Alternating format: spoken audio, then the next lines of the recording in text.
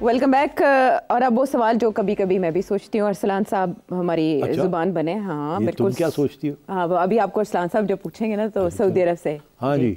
Canada के अंदर हमारी भी इमिग्रेशन है, बहुत सारी फैसिलिटीज है, वेलफेयर स्टेट है, मेडिकल भी है और एजुकेशन भी बच्चों की फ्री है। तो ऐसा पाकिस्तान में क्या मुमकिन नहीं हो सकता कि आगे आने वाले सालों में कोई ऐसी हुकूमत आए, इस तरह से कोई फायदा मिले तो लोगों का जो है वो मुल्क से जाना थोड़ा कम हो जाए? इस बारे में अपनी राय का ख्याल करें। वो कह रहे हैं कि जैसे वेलफेयर स्टेट में मुख्तलिफ सहूलियात होती है, मुफ्त एजुकेशन होती है, मुफ्त हेल्थ होती है, तो पाकिस्तान ऐसा नहीं बन सकता वेलफेयर स्टेट? हाँ देखिए, बनना तो चाहिए था पाकिस्तान को वेलफेयर स्टेट, इसमें तो कोई शक नहीं है, मगर पाकिस्तान सिक्योरिटी स्टेट बन चुका है। जहाँ सिक्योरिटी स्टेट हो तो वहाँ फिर वेलफेयर स्टेट तो नहीं होती, सिक्योरिटी नंबर 1 पे ही होती है। और 70 साल से नहीं, अब 75 साल क्या 78 ईयर्स होने जा रहे हैं और it's still a security state. और आप देख ही रहे हैं कि सिक्योरिटी स्टेट कैसी है, वेयर सिक्योरिटी इनसिक्योरिटी बढ़ती जा रही है and yet the budgets are going for the security state. तो यहाँ तो आप वेलफेयर स्टेट की बात कर रहे हैं, वेलफेयर स्टेट के लिए तो पैसे चाहिए ना, वेलफेयर स्टेट के लिए टैक्सेस चाहिए ना, वेलफेयर स्टेट के लिए इंस्टीट्यूशंस चाहिए ना। यहाँ ना इंस्टीट्यूशंस हैं, ना पैसा है, और ना ही इदारे हैं जो कि पैसा सही खर्च करें। इसीलिए वो कह रहे हैं कि हमारी जो गुर्बत है इस मुल्क में रिलेटिवली बढ़ती जा रही है, पॉवर्टी लाइन जो इंटरनेशनली डिफ़ाइन की गई है वो बढ़ती जा रही है। And so therefore the rich are getting richer and the poor are not getting richer any day. वो poverty line is 40% and above. तो आई एम सॉरी, ये आसान है कहना कि हमें वेलफेयर स्टेट होना चाहिए। मेरे तो पुराना मौक़िफ़ रहा है कि अगर ये सिक्योरिटी का इशू ना होता हमारा, या इसको हम रिजॉल्व कर लेते by making peace with our neighbours, जो कि एक नॉर्मल रियासत करती है, और ये जो हमारे आइडियोलॉजी हमने लगाई हुई है, अगर ये ना होती, आइडियोलॉजी ऑफ वेलफेयर होती rather than ideology of warfare, तो मेरा ख्याल है we might have had a semi welfare state. मगर इस वक्त कोई चांस नहीं है हमारे पास। तो इस वक्त लड़ाई झगड़े ये हो रहे हैं कि फेडरल गवर्नमेंट के पास पैसे नहीं हैं और दाने मुक्के हुए हैं, और कभी वो इधर भीख मांगने जाते हैं, वो इधर भीख मांगने जाते हैं। सारे पैसे जो है वो ख़त्म लग जाते हैं डिफेंस के ऊपर और डेट सर्विसिंग के ऊपर, और उसके बाद जो गवर्नमेंट के अपने एडमिनिस्ट्रेटिव एक्सपेंसेस होते हैं, तो बाकी तो कुछ बचता ही कुछ नहीं। सो वेलफेयर कहाँ से होगी? सवाल अपनी जगह पर मौजूद है। और जब बात पैसों की हो रही है तो ज़रा नोट कर लेते हैं डॉक्टर साद कोटली से। रिसेंटली आपने एक जिक्र किया था कि पीएम शहबाज शरीफ से आपकी बात हुई थी कि 5,000 का नोट ख़त्म किया जाए। उसके बाद कुछ दिन पहले जो हमारा सिक्योरिटी पेपर लिमिटेड है, उन्होंने कहा कि हमारी मशीन्स अपडेटेड नहीं है, जिसकी वजह से 18 मंथ्स लग जाएंगे नोट्स चेंज करते हुए। उसके 3-4 दिन बाद गवर्नर स्टेट बैंक ने आके कहा है कि हम 2025 में ही नए नोट्स ला रहे हैं। तो सेठी साहब आपने फरमाया था कि इसमें एक मैसिव रिकवरी होगी। अब भाई साहब, मैंने ये नहीं कहा था कि 5,000 के नोट को रिप्लेस करके वो पुराना नोट हो गया, कोई नया नोट ले आए, ये नहीं मैंने कहा था। मैंने कहा था 5,000 का नोट ही नहीं होना चाहिए, क्योंकि 5,000 का नोट के साथ सारी कैश ट्रांजैक्शंस जो इलीगल है 90% 5,000 के नोट के साथ होती है। क्योंकि अगर आपने 100 के नोट या 500 के नोट के साथ आपने प्रॉपर्टी ट्रांजैक्शंस करनी है तो बोरियां की गड्डियां और लैंड क्रूजर्स भर के लानी पड़ेंगी आपको, और इतना पैसा जो है वो आप बिस्तर के नीचे भी नहीं छुपा सकते, घरों में भी नहीं रख सकते अगर छोटे नोट्स हों। तो फिर आपको बाय क्रेडिट कार्ड्स या डेबिट कार्ड्स या बैंक ट्रांजैक्शंस करनी पड़ती हैं। तो वो हमारी डिजिटाइजेशन नहीं हो रही, और one of the reasons is कि आपने ये 5,000 का नोट रखा हुआ है। अब ये आप मुझे मत पूछें कि क्यों रखा हुआ है ये जो, और आर्ग्यूमेंट ये दी जाती है कि अगर हमने इसको ख़त्म कर दिया तो सारी इकॉनमी बैठ जाएगी, बिकॉज बहुत सी चीज़ें जो है वो कैश इकॉनमी में हो रही हैं, और अगर कैश इकॉनमी बंद कर दी और लोग अभी तैयार नहीं हैं डिजिटल इकॉनमी के लिए, तो ये क्रैश ही ना हो जाए सारी इकॉनमी। अब बात यह है कि इसके भी बड़े तरीके होते हैं ना। आपने अब करना शुरू कर दिया ना कि जी अब गाड़ी की रजिस्ट्रेशन भी नहीं हो सकती, और आप एयर ट्रैवल भी नहीं कर सकते अगर आप नॉन फाइलर हैं, and so on and so fourth. तो ये आपको 70 साल लगे हैं ये छोटी सी ये पॉलिसी लाने में, क्योंकि रेजिस्टेंस बड़ी है। तो इसके ऊपर भी बड़ी रेजिस्टेंस है, और रेजिस्टेंस वेस्टेड इंटरेस्ट से आती है, करप्ट लोगों से आती है, ब्राइब देने वाले लोगों से आती है, और जो ब्लैक मार्केट और ब्लैक ट्रांजैक्शंस करना चाहते हैं उनसे आती है। तरीका होता है आप अभी से कह दें कि 6 महीने के अंदर अंदर 5,000 रुपये का नोट ख़त्म हो जाएगा, और आपको सारी ट्रांजैक्शंस जो हैं वो बैंक के ज़रिए करनी पड़ेंगी। कोई डिस्ट्रप्शन नहीं होगी लोग को। और कहते हैं कि जी ये दिन के बाद जिसके पास 5,000 रुपये का नोट है वो इन कैश नहीं हो सकेगा। तो आप साल का मौका दे दें यार, मगर काम तो शुरू करें। पर वो करते नहीं हैं, पता है इनको कि क्या इसके साथ होगा, मगर सबके वेस्टेड इंटरेस्ट हैं कि ये रहे, बिकॉज सारी ब्लैक इकॉनमी, सारी करप्शन जो है ये इस नोट के ऊपर बेस्ड है। बेबी स्टेप्स भी अगर फॉलो नहीं किए जाए और इसका तो कोई तल्लक है। नहीं है स्टेट बैंक जी वो कह रहा है जी 18 महीने लगेंगे जी। मैं नहीं कह रहा कि इस नोट को चेंज करके कोई नया डिज़ाइन करके 5,000 का नोट ले आए। कह दें कि जी 6 महीने साल के बाद ये नोट नहीं चलेगा। लोग अभी से शुरू हो जाएंगे इस नोट को, get rid of this note, get rid of this note, transactions आहिस्ता आहिस्ता शुरू हो जाएंगी। तो आप करें 6 महीने की मोहलत दे दें आप। 6 महीने में वो क्राइसिस नहीं आएगी अगर आप कहेंगे जी अगले महीने हम बंद कर रहे हैं। अगर आप अगले महीने करेंगे तो लाइनें लग जाएंगी, यहाँ बैंक को खोल नहीं सकेगा, लोग इतने पैसे लेके आएंगे कि यार इन्हें चेंज करो, लेनी चेंज करो। तो आप टाइम दे दें। आप नरेंद्र मोदी वाला काम ना करें ना कि जी महीने के अंदर अंदर ये करें, आप कर दें, 6 महीने दे दें आप, मगर आप करें तो सही। इरादा तो शो करें। अच्छा, इमरान वसीम साहब स्कॉटलैंड से। मैं ये अर्ज करनी चाह रहा कि साढ़े मुल्क का जो मसला है ये इमरान खान, बुशरा बीबी या होर कोई नहीं है। सारा दिन यही डिस्कस सारे चैनलों पर होंदा है। इस मुल्क के होर भी बड़े प्रॉब्लम ने। एक छोटी जी तुहानूं एग्जाम्पल देना कि मैं टोबा टैक्सी के छोटे जे गाँव तो रहने वाला हाँ, तो उत्थों सानू वैक्सीन की जरूरत पई जिहड़ी कि उमरा जाने वास्ते हुण गौरमेंट ने लाजमी करार दी गई है। तो वो सिर्फ फैसलाबाद पूरी डिवीजन के विचों फैसलाबाद चुगताई लैब तो मिलती है, और वो भी सारा दिन जलील होने तो बाद ब्लैक दे विच मिलती है।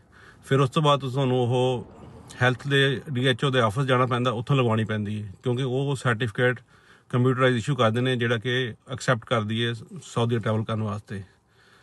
तो मेरा ब्रदर ते बच्चे फैमिली गए ने, 3 दिन जलील अखबार होए ने। एक दिन पूरा दिन वैक्सीन लैण लगी है, दूसरा दिन पूरा दिन लगवाण लगी है। लगवाण तो बाद कहते नहीं जाके तुसीं हुण अपने नैक्सट डे आके इनू सर्टिफिकेट लैके जाइयो कि कंप्यूटराइज असीं करने ने।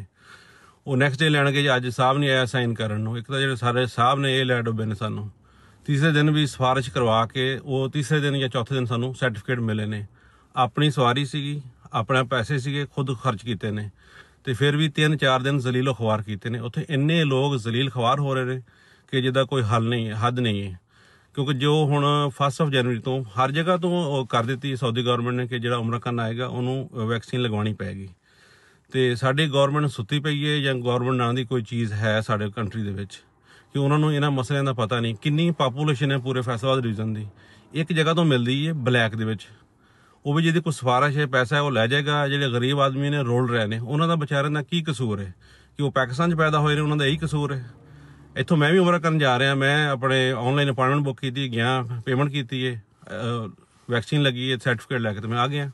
विदिन 20 मिनट सारा काम हो गया। वो बेचारे अपनी कार के उपर 3 दिन रुलते रहे ने, आ रहे ने जा रहे ने, आ रहे ने जा रहे ने। हर बंदा अफोर्ड नहीं कर सकता। लोगों दी फ्लाइटां मिस हो रही ना, एजेंट जिहड़े वीज़े लगवाते हैं दसदे ने कि पहले तुसीं वैक्सीन लवाओ बाद में टिकटां बुक करो। वो ब्लैक दे विच भी नहीं दे रहे, 3 दिन जलील करते हैं। तो पता नहीं गौरमेंट कित्थे सुत्ती पई है या की कर रही है। तो प्लीज़ काइंडली इन्हां चीज़ों के उपर छोटे छोटे मसले होंदे ने जिहड़े आवाम दे, उन्हां दे उपर रोशनी पाया करो ताकि ये लोग कोई साडी गल सुन लैण। साडा यहाँ कसूर है, असीं पाकिस्तान बॉर्न होए हैं। तो बाकी है कि साडा मसला कंट्री का ये नहीं है जिहड़ा दिन सारा दिन यही डिस्कस होंदा सारे चैनलों के उपर। इस तो इलावा बड़े मसाइल ने। तो मैं तो पाकिस्तान के चैनल सुनने बंद कर दिते हैं, तो सिर्फ तुहाडे चैनल नूं यूट्यूब के जरिए फॉलो करदा वां। अगर तुसीं भी यही गल्लां करनियां ने फिर अल्लाह ही हाफज, असीं भी बंद कर देंगे अपनी जिंदगी। जो जलील करते सानूं गौरमेंट ने या जिहड़े शाही अफसर ने, अज अफसर नहीं आया कल आई जो परसों ही जलील होंदे रहांगे इसी तरह। बहुती जिंदगी गुजर गई है, थोड़ी रह गई, ये भी गुजर जाएगी।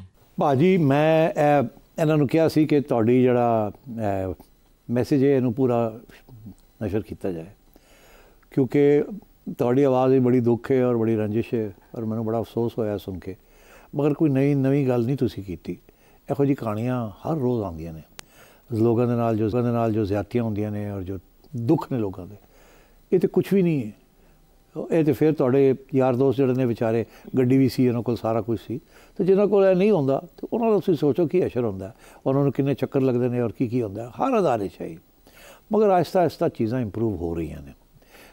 ਤੁਸੀਂ ਦੇਖੋ ਇੱਥੇ ਮਰੀਮ ਨਵਾਜ਼ ਸ਼ਰੀਫ, ਇਹਨੇ ਵੀ ਕੋਈ ਨਵੇਂ ਪ੍ਰੋਜੈਕਟ ਸ਼ੁਰੂ ਕੀਤੇ ਨੇ ਔਰ 1 ਵਿੰਡੋ ਆਪਰੇਸ਼ਨਸ ਕਿਸਮ ਦੀ ਚੀਜ਼। ਮੈਂ ਪਿੱਛੇ ਜਿਹਾ ਡਰਾਈਵਿੰਗ ਲਾਇਸੈਂਸ ਜਿਹੜਾ ਉਹਨੂੰ ਰੀਨਿਊ ਕਰਨਾ ਸੀ, ਤੇ ਪੁਰਾਣੇ ਜ਼ਮਾਨੇ 'ਤੇ ਹਫ਼ਤੇ ਲੱਗ ਜਾਂਦੇ ਸਨ, ਚੱਕਰ ਲੱਗ ਜਾਂਦੇ ਸਨ। ਕਹਿੰਦੇ ਸਰ ਛੋੜ ਜਾਓ, ਫਿਰ ਆਓਗੇ ਤਾਂ ਕਰਾਂਗੇ।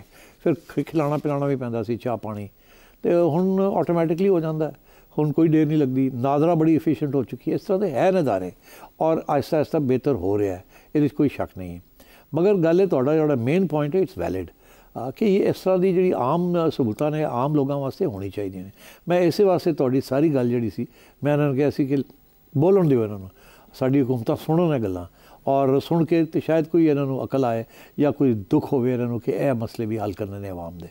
मगर मेरा ख्याल है कि थोड़ी बहुत हुण क्योंकि अवाम बड़ी बहुत शऊर आ चुका है और बड़े तंग आई है अवाम, और मैं समझता कि हुण डिलीवरी का भी कोई इशू जड़ा ना यह गवर्नमेंट्स जिहड़ियां ने स्पैशली पंजाब ये मरीम बीबी जी है, मैं ऑनेस्टली तुहानूं दसां मैं अज मंगवाई है लिस्ट कि इन्होंने किहड़े इनिशिएटिव्स लए ने। मैं एक प्रोग्राम करांगा कि इन्होंने जिहड़े इनिशिएटिव्स लए ने और जिस तरीके मैं समझना इस वक्त पंजाब जिहड़ा है सब तो बेहतर ऑर्गेनाइज्ड है for many of these things. इसके बावजूद कि तुसीं जिहड़ी गल कीती वो अपनी जगह ते वो भी मगर आहिस्ता आहिस्ता ठीक हो जाणगियां।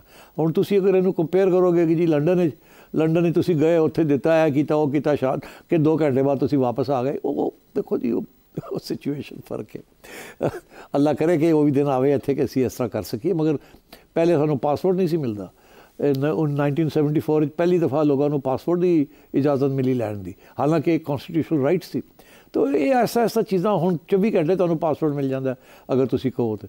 फिर बिच प्रॉब्लम्स भी आते हैं कि जी वो हफ्ता हो गया 10 दिन हो गए ने कागज़ खत्म हो गया, ये छोटे छोटे इशूज़ चलते रहते हैं। मगर मैं समझना आहिस्ता आहिस्ता चीज़ां इत्थे बेहतर हो रही हैं स्पैशली पंजाब विच। ये मैं देखना कि जिन्होंने शहबाज शरीफ साहब सन इत्थे तो आहिस्ता आहिस्ता चीज़ां इंप्रूव हुई। हुण देखो ना लैंड रिकॉर्ड्स ने उन्होंने डिजिटाइजेशन हो रही है और इस तो बेहतर की हो सकता है कि पटवारियों के हथों चीज़ां निकलदियां पियां जिहड़े तुहानूं चक्कर लगवाते सन और हुण डिजिटाइजेशन होनी शुरू हो गई एंड सो ऑन। जूम की वजह नाल अदालतां भी जिहड़ियां ने वो भी ज़्यादा एफिशिएंट होनी शुरू हो गई हैं। I think it will take time but आहिस्ता आहिस्ता थिंग्स विल गेट बेटर। और हम उम्मीद करते हैं कि इस वीडियो मैसेज के बाद मलिका हुकाम की बाज़पुर्स ज़रूर की जाएगी जहां इस तरह इस नौयत के काम हो रहे हैं कि शिकायत का मौका मिलता है। अब एक व्यूवर हैं वीडियो मैसेज के ज़रिए, वो क्या पूछना चाहते हैं? पाकिस्तान का सबसे बड़ा प्रॉब्लम मिलिट्री एस्टेब्लिशमेंट नहीं है। पाकिस्तान का सबसे बड़ा प्रॉब्लम ये है कि हमारी इंटेलेक्चुअल एजुकेटेड लिबरल एलीट जो है उसके पास अब मॉरल वैल्यूज कोई नहीं है और वो कहीं खड़े नहीं होते, और इस वजह से अब पाकिस्तान के मुस्तकबिल में ट्रंप लिखा हुआ है। वो कौन सा ट्रंप आएगा, इमरान खान आएगा, कोई और आएगा, ये मैं नहीं कह सकता। लेकिन अब हमारे पास प्रोग्रेसिव पॉलिटिक्स की जो स्पेस है वो दिन ब दिन कम होती जा रही है। प्रोग्रेसिव पॉलिटिक्स तो मेरा ख्याल है भुट्टो साहब के बाद ख़त्म ही हो गई थी, उसके बाद तो कोई प्रोग्रेसिव पॉलिटिक्स आई नहीं। और भुट्टो साहब ने भी बड़ी मायूस किया हमें। वादा तो बहुत बड़ा था, डेमोक्रेसी, सोशलिज्म, इस्लाम। ना डेमोक्रेसी आई ना जो सोशलिज्म आई, वो स्टेट ब्यूरोक्रेसी बन गई उसके साथ, आवाम का तो कोई फ़ायदा नहीं हुआ। और इस्लाम में तो सिवाय एक कानून पास करने के ये जो डिवाइसिव रहा है बहुत, उन्होंने और क्या किया। तो उसके बाद प्रोग्रेसिव पॉलिटिक्स ख़त्म हो गई। लिबरल पॉलिटिक्स तो इस किस्म की कंजर्वेटिव सिचुएशन में नहीं, हमेशा राइट विंग पॉलिटिक्स रही है। अब आप आइए कि जी हमारी जो एजुकेटेड क्लासेस हैं उनका जो रोल रहा है वो तो पहले दिन से वही रोल है, दे आर एक्सप्लॉइटिंग क्लासेस। तालीम भी उन्हीं के पास है जो कि जिनके पास पावर है, और जिनके पास पावर है वो सारा पावर उन्होंने अपने हाथ में रखा हुआ है और वो इधर उधर होने नहीं देते। पुराने ज़माने में हम कहते थे कि सिविल मिलिट्री ब्यूरोक्रेसी के पास पावर है क्योंकि लाइसेंस भी वही देते थे, इजाज़त भी वही देते थे, डीसी के चक्कर, दफ्तर के चक्कर भी लगवाते थे एंड सो ऑन, सारा कुछ उनके पास था। आहिस्ता आहिस्ता जैसे सिविलियन रूल शुरू हुआ तो फिर लोकल गवर्नमेंट भी आनी शुरू हो गई। मगर जब लोकल गवर्नमेंट आई जो कि बड़ी पॉजिटिव डेवलपमेंट थी, ये जो रीसेंट टाइम्स हैं इसके अंदर वो भी ख़त्म कर दी गई। वो जब फ़ौजी आते हैं तो वो लोकल गवर्नमेंट को क्यों अहमियत देते हैं, बिकॉज वो ये MNAs और MPS से काम नहीं करना चाहते और लोकल गवर्नमेंट जो है वो उनका मसला हल करती है। तो इसलिए मैं समझता हूँ कि यू आर राइट, बट कि our ruling class has abandoned the people of this country, इसमें कोई शक ही नहीं है। वही यही तो मायूसी है कि रूलिंग क्लासेस अबैंडन नहीं करती आवाम को, साथ लेके चलती हैं। वो और बात है कि यूरोप के अंदर भी, वेस्ट के अंदर भी, अमेरिका में इनक्वालिटी बढ़ती जा रही है। ये जो डोनाल्ड ट्रंप का जो सबसे बड़ा एडवांटेज है जिसकी वजह से उसको वोट मिला है वो इसीलिए मिला है ना, बिकॉज वहाँ ये जो सारी कोस्टल सिटीज़ हैं अमेरिका की, जो लिबरल सिटीज़ हैं, उसके ख़िलाफ़ एक बैकलैश आई है कि जी अच्छा आप बड़े कॉस्मोपॉलिटन हैं, आप ग्लोबल ट्रेड में बिलीव करते हैं, ग्लोबलाइजेशन में ट्रीट करते हैं, आप वेक के वो क्वाल ये भी मानते हैं, वो भी मानते हैं, ये तो ट्रेडिशनल अमेरिका मानता नहीं है, तो रिएक्शन आया है। तो मैं समझता हूँ कि हर जगह पे दुनिया में लिबरलिज्म, डेमोक्रेसी रिट्रीट पे है, पीछे हट रही है, और राइट विंग बढ़ रही है, और इकोनॉमिक इनक्वालिटी बढ़ रही है, कैपिटलिज्म जो है वो फेल हो रही है, मगर कोई इसके अल्टरनेटिव सोल्यूशन किसी को नज़र नहीं आ रहा। और मेरा ख्याल है आज के लिए इतना खाता ठीक है, वक्त नहीं वक्त खत्म हो गया, वरना सवालात की तो एक और लिस्ट तैयार पड़ी है, ये करने चाहिए। वीडियो मैसेजेस की वजह से हमारे शो की क्वालिटी, अपनी तस्वीर लगाया करो, ऐसी भी देखिए कौन कौन है।